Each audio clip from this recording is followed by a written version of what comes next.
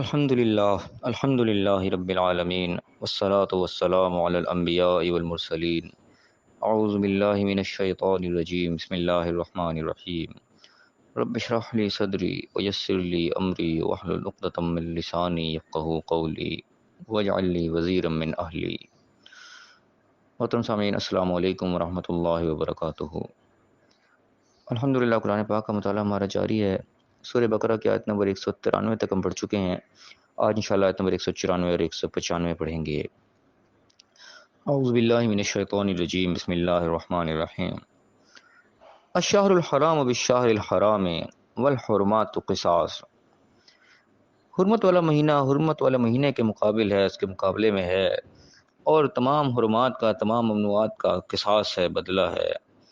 فمن اعتدى علیکم فاعتدوا علیہ بمثل ما اعتدى علیکم۔ تو جو کوئی تم پر زیادتی کرے، تمہارے سے دشمنی کرے، تو تم بھی اس کے اوپر اسی مثل، اسی کے برابر زیادتی کر سکتے ہو، دشمنی کر سکتے ہو جتنی اس نے تم پر زیادتی کی، جتنی تم پر دست درازی کی۔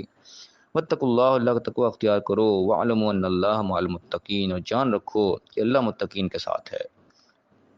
اب اس سے آیت سے پچھلی آیت جو ہم پڑھ رہے تھے اس کے اندر قتال کا سارا تذکرہ چل رہا تھا کہ اللہ تعالیٰ نے سخت الفاظ استعمال کیے تھے کہ جو لوگ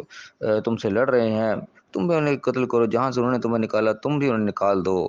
اور مسجد حرام کے نزدیک قتال نہیں کرنا ہے، لیکن وہاں بھی اگر وہ قتال کریں حرمت والی مسجد میں تو پھر تم بھی ان کے ساتھ قتال کرو، کافروں کو یہی بدلہ ہے۔ تو یہاں تک اللہ نے کہا کہ ان سے ان وقت تک قتال کرو جب تک کہ سارا فتنہ جو ختم نہ ہو جائے اور دین جو ہے وہ اللہ کے لیے خالص نہ ہو جائے، سارا قانون اسی کا جو ہے وہ خالص نہ ہو جائے، اس حد تک یعنی کہ لڑائی کرنے کا حکم اللہ تعالیٰ نے دیا پچھلی آیات میں۔ تو یہاں مزید اس کی تھوڑی تفصیل آ رہی ہے کہ یہاں پہ حرمت والے مہینوں کا تذکرہ آ رہا ہے، حرام مہینے کو کہا جاتا ہے۔ حرام کا لفظ جو ہے اصل میں ہمارے یہاں ذرا کچھ اور انداز میں استعمال ہوتا ہے، ہم کچھ اور ہی سمجھتے ہیں حلال حرام کے مقابلے میں، لیکن اصل میں جو عربی کے اندر حرام کا لفظ ہے وہ ممنوع کے لیے استعمال ہوتا ہے۔ اس طرح انگلش میں پروہیبٹڈ کہتے ہیں کہ چیز کو ممنوع قرار دے دیا، اس کے لیے عربی میں حرام کا لفظ ہوتا ہے۔ تو یہ مسجد حرام بھی نا عجیب سا لگتا ہے کہ شراب بھی حرام ہے، ایک طرح سے مسجد بھی حرام ہے، سمجھ نہیں آتی بات کو، انسان کنفیوز سا ہو جاتا ہے کہ کیا مسئلہ ہے۔ تو اصل میں شراب بھی ممنوع ہے، شراب کو بھی ہم نہیں پی سکتے، ممنوع ہے ہمارے لیے، اس کو حرام کہا جاتا ہے۔ اور حرام مسجد سے حرام یہ ہے کہ وہاں پہ بھی غیر مسلموں کا داخلہ ممنوع ہے، کوئی پروہیبٹڈ ایریا ہے وہاں پہ، اور وہاں پہ جنگ کرنا، لڑائی کرنا یہ منع ہے۔ جس طریقے سے آرمی کا علاقہ ہوتا ہے وہاں پہ ایک پروہیبٹڈ ایریا لکھا ہوتا ہے، ممنوع، کہ عام بندہ وہاں پہ شہری داخل نہیں ہو سکتا۔ تو وہاں پہ اس طریقے سے یہ جو حرم کا علاقہ کو کہا جاتا ہے یہ پروہیبٹڈ ایریا، ہر بندہ یہاں پہ اگر وہاں پہ داخل نہیں ہو سکتا، وہاں پہ صرف مسلمانوں کا داخلہ ہے، تو مسلمانوں کا جو ہے وہ ایک پروہیبٹڈ ایریا ہے، اس وجہ سے اس کو مسجد حرام ممنوع علاقہ کہا جاتا ہے۔ تو یہ اس کا اصل میں معنی ہے، عربی میں حرام ممنوع کو کہا جاتا ہے۔ تو یہاں پہ ممنوع مہینوں کا تذکرہ آ رہا ہے کہ جن مہینوں کے اندر لڑائی جھگڑا جو وہ ممنوع ہے، کیونکہ اس دور میں خاص طور پہ لڑائی جھگڑا بڑی عام سی بات تھی، قبائلی سسٹم، دشمنداریاں تھیں، لڑائی جھگڑا روٹین کی چیز تھی اور ہوتا جاتا تھا، وہاں پہ قتال چلتا رہتا تھا۔ لیکن یہ کچھ مہینے جیسے یعنی کہ 4 مہینے خاص طور پہ اس میں گنوائے جاتے ہیں، حج کے مہینے، عمرہ کے مہینے، یہ ذی القعدہ، ذی الحج اور محرم، خاص طور پہ اس لیے تھا کہ ذی الحج کے اندر حج ہوتا ہے تو جو لوگ قافلے آتے تھے وہ اکثر ذی القعدہ مہینے کے پہلے چلتے تھے، پھر آگے محرم کے مہینے پھر واپسی ہو رہی ہوتی تھی، ایک لمبا یعنی کہ ایک پیریڈ ہوتا تھا۔ تو ان تینوں مہینوں کو حرمت والے کہا گیا کہ ان کوئی لڑائی جھگڑا نہیں ہوگا، حج ہوگا احترام کے ساتھ، جو امن کے ساتھ، تو یہ ممنوع تھا۔ اس کے بعد آگے جو رجب کا مہینہ اس کو وہ حرمت والا کہا گیا کہ اس کے اندر لوگ عام طور پہ عمرہ کیا کرتے تھے۔ تو ان 4 مہینوں کو خاص طور پہ حرمت والے مہینے کہا جاتا ہے۔ تو یہاں پہ ان مہینوں کا تذکرہ آ رہا ہے کہ یہ حرمت والے مہینے جو ہیں یہ حرمت والے مہینوں کا بدلہ ہے، یعنی کہ ایک دوسرے کے برابر ہے، مقابل ہیں۔ اس میں یہ نہ ہو کہ ایک شخص نے ایک مہینے کا تو احترام کر لیا، اس میں لڑائی جھگڑا نہیں کیا، کسی اور مہینے میں لڑائی جھگڑا کر لیا، اس کا بدلہ ادھر اتار دیا، ایسا نہیں ہوگا۔ حرمت والے مہینے جو برابر ہیں، پھر والحرمات قصاص، پھر جو حرمت والی جتنی بھی چیزیں ہیں، وہ چاہے کوئی مہینے ہیں، چاہے کوئی جگہ ہے، جو بھی ہے، وہ بھی حرمت والے جو چیزیں ہوں گی، ممنوع چیزیں ہوں گی، ان کا پھر بدلہ لیا جائے گا، قصاص ہوگا ان کا، کہ ان کی کوئی حرمت کو پامال کرے گا، ان کی حدود کو توڑے گا، جو ممنوعات ہیں ان سے تجاوز کرے گا، تو اس کو ایسے نہیں چھوڑ دیا جائے گا، اس کا قصاص لیا جائے گا، اس کے پیچھے جا کر اس سے بدلہ لیا جائے گا کہ تو نے اس کی جو ہے پامالی کیوں کی، اس حرمات کو، جو ممنوعات تھیں اس کو تو نے حدوں کو کراس کیوں کیا۔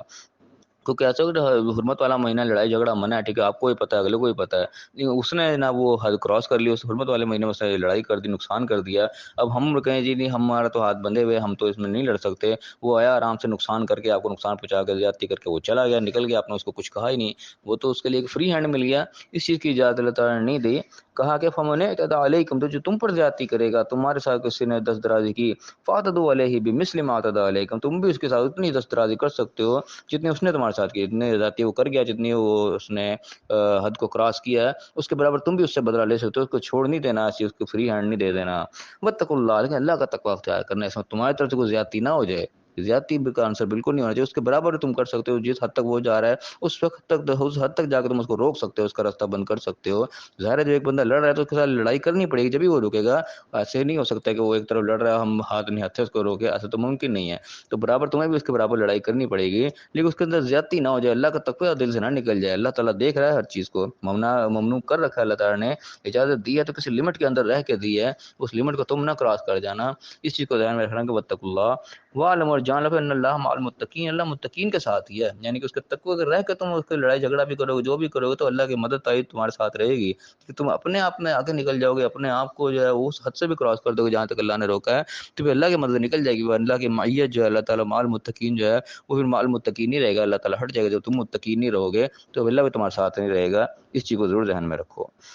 تو یہ ایک بات یعنی کہ زندگی کے ہر شعبے میں کام آنے والے ہے، جس چیز میں بھی ہم کو کام کر رہے ہیں وہاں پہ اللہ تعالیٰ نے کوئی لمٹس لگا رکھے ہیں، کچھ احکام اللہ نے دے رکھے ہیں، اس معاملے سے مطابق، چاہے زندگی کا کوئی معاملہ بھی، چاہے لڑائی جھگڑے کا ہے، چاہے اس کے علاوہ کوئی بھی دنیاوی معاملات ہے، ان تمام چیزوں میں اللہ تعالیٰ کے کچھ احکام اللہ نے ہم دے رکھے ہیں، تو ان احکام کا جب خیال کر کے ہم اس تقوی کے ساتھ چلیں گے، تقوی ایسی چیز کا نام ہے ہر موقع پہ ہم اللہ کو حکم کا خیال رکھیں، بچتے بچاتے ہوئے چلے، تقوی کہتے بچنے کو ہیں، تو جب بچتے بچاتے ہم مقام پہ جائیں گے تو اللہ مال متقین ہوتا ہے، ان بچنے والوں کے ساتھ، تقوی والوں کے ساتھ اللہ موجود ہوتا ہے، تو ہر زندگی شعبے میں جس چیز کا خیال رکھیں گے تو اللہ ہمارے ساتھ ہوگا، اللہ کی مدد، اس کی نصرت، اس کی تائید ہمارے ساتھ رہے گی۔ جب اس چیز کا احساس ہمارے دل سے نکل جاتا ہے، ہم خود ہی اپنے آپ کو عقل مند بن جاتے ہیں، تو پھر اللہ کی معیت، اللہ کا ساتھ جو ہے وہ ہٹ جاتا ہے، پھر اچھا بھلا کام بھی وہ ہوتا وہ رک جاتا ہے، سمجھ نہیں آتی پتہ نہیں کام رک گیا، وہ اسی لیے رک جاتا ہے کہ اللہ کی مدد جو ہے وہ ہٹ جاتی ہے، پھر کہیں نہ کہیں شیطان پہ رکاوٹ ڈال دیتا ہے۔ پھر اللہ فرمایا کہ وہ انفقوا فی سبیل اللہ، تو اللہ کی راہ میں خرچ کرو، قتال کے ساتھ یہ ہے آپ پہ تھوڑا سا انفاق کا بھی تذکرہ آ گیا، قتال جو انفاق کے بغیر جو ہے وہ مشکل ہو جاتا ہے، ممکن نہیں رہتا، کہ جب قتال کرنا ہے دشمن کے ساتھ جنگ کرنی ہے تو اس کے لیے ظاہر مال اسباب بھی چاہیے، سارا کچھ چاہیے اس کے لیے، یعنی کہ دنیاوی طاقت بھی چاہیے اور ہر قسم کی سپورٹ کی ضرورت ہوتی ہے، اس کے لیے خرچ کرنا جو ہے مال کا وہ لازم چیز ہے، تو اللہ تعالیٰ نے اس کی طرف بھی یہاں پہ ترغیب دلائی کہ انفقوا فی سبیل اللہ، خرچ کرو اللہ کی راہ میں، خالی دنیاوی نہیں، دنیا میں کتنے ہم فضول خرچی کرتے ہیں، وہ اللہ کی راہ میں نہیں ہوتا، فی سبیل اللہ نہیں ہوتا، وہ اپنی خواہش کے مطابق ہوتا ہے، تو یہاں فی سبیل اللہ، اللہ کی راہ میں اللہ نے خرچ کرنے کو، کہ جہاں اللہ حکم دے رہا ہے اس راستے میں تم خرچ کرو، ولا تلقوا بایدیکم الی التہلکہ، اور اپنے آپ کو اپنے ہاتھوں سے ہلاکت میں مت ڈالو، ہلاکت میں مت ڈالو، اور ہلاکت میں ڈالنے سے کیا مطلب، اللہ تعالیٰ کیا کہے گا، خرچ کرنے کی بات کر رہا ہے، اور خرچ نہ کرنے کی صورت میں اپنے آپ کو ہلاکت میں ڈالنے کی بات کر رہا ہے، حالانکہ بظاہر ایسا لگتا ہے کہ ہم خرچ کر دیں گے تو ہم خالی ہو جائیں گے، برباد ہو جائیں گے، اپنے آپ کو ہم ہلاکت میں ڈال لیں گے، لیکن یہاں الٹ بات ہے، یہاں اللہ تعالیٰ خرچ کرنے کو کہہ رہا ہے اور خرچ نہ کرنے کو ہلاکت میں ڈالنے سے کہہ رہا ہے، تو کس طریقے سے ہوگا کہ جب انفاق ہم اللہ کی راہ میں خرچ نہیں کریں گے، قتال کے لیے تیاری نہیں کریں گے، تو ظاہر ہے کہ دشمن مضبوط رہے گا، ہم کمزور رہیں گے، اللہ کی راہ میں خرچ کریں گے تو ہماری فوج بھی مضبوط ہوگی، ہمارے جو ہے ڈیفنس مضبوط ہوگا، تو دشمن بھی ڈر کے رہے گا ہمارے سے، لیکن جب وہ خرچ نہیں کریں گے تو ہم کمزور رہ کے، دشمن ہیوی ہوگا، ظاہر ہے جب وہ ہم پر حاوی ہوگا، ہم پر حملہ ہوگا، ہمیں ویسے دنیاوی طور پہ بھی ہلاک کرے گا، اور دوسری چیز جب اللہ نے ہمیں حکم دیا ہم نے اس میں نہیں خرچ کیا تو ہمارا مال خود ہمارے لیے ہلاکت کا سبب بن جائے گا، ہماری اولاد جو ہے وہ اس میں بگڑ جائے گی، اور ہمارے مال کو آخرت میں بھی اللہ نے کہا کہ تم جمع کر کے رکھو گے،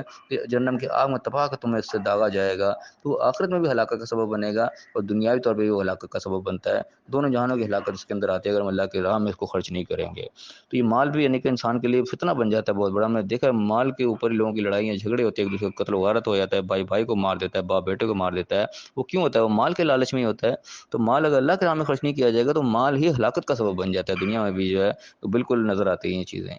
پھر ہم فرمایا کہ وہ احسنوا، اور بہترین طریقے سے کام کرو، احسان کے رویہ اختیار کرو، کہ کہیں کہنے کی ضرورت نہیں، ہر جگہ کیا کہ تم سے کام کروایا جائے، انسان کی اپنی سینس کام کر رہی ہوتی ہے کہ کہاں کس چیز کی ضرورت ہے، بغیر کہیں انسان کو اس کو کام کرتا ہے، بغیر کسی لالچ سے کسی کام کو کرتا ہے، وہ بھی احسان کے زمرے میں چلا جاتا ہے، کسی سے اس کا بدلہ لینا مقصود نہ ہو، کوئی اس سے فائدہ حاصل کرنا جو ہے مقصود نہ ہو، صرف اللہ کی رضا ہو، اور تم اللہ کی رضا کی خاطر کسی کے کام آ جاؤ بغیر کسی لالچ کے، تو احسان کے زمرے میں بات چلی جاتی ہے، اللہ نے فرمایا کہ احسان کی روش اختیار کرو، ان اللہ یحب المحسنین، اللہ تعالیٰ احسان کرنے والے کو پسند کرتا ہے، جو نیکی کرتے ہیں، بڑھ چڑھ کر آگے نیکی کرتے ہیں، بغیر کہیں اس کام کو کرتے ہیں جو کہ کرنے والا ہوتا ہے، ان کو کہنے کی ضرورت نہیں ہوتی، ایسے لوگ اللہ تعالیٰ کو پسند ہیں، اللہ محبوب رکھتا ہے ایسے لوگوں کو، تو اللہ دعا اللہ تعالیٰ ہمیں بھی انہی لوگوں میں شامل کرے جن سے اللہ تعالیٰ محبت کرتا ہے، جو بات اللہ تعالیٰ نے سمجھائی ہمیں صحیح معنی میں ان کو سمجھنے کی توفیق عطا فرمائے، زندگی کسی معاملے میں کسی کے ساتھ زیادتی نہ کریں، تقوی آخر روش اختیار کر کے رکھیں، تقویٰ ہر وقت ہمارے جگہ ہمارے دلوں میں رہے، تاکہ اللہ تعالیٰ کا ساتھ ہمارے ساتھ رہے اور ہر مشکل جو ہے وہ آسان ہوتی چلی جائے۔ اللہ تعالیٰ میں صحیح سمجھنے صحیح عمل کرنے کی توفیق عطا فرمائے اور دنیا آخرت دونوں جگہ کامیاب فرمائے۔ آمین۔ وآخر دعوانا ان الحمد للہ رب العالمین۔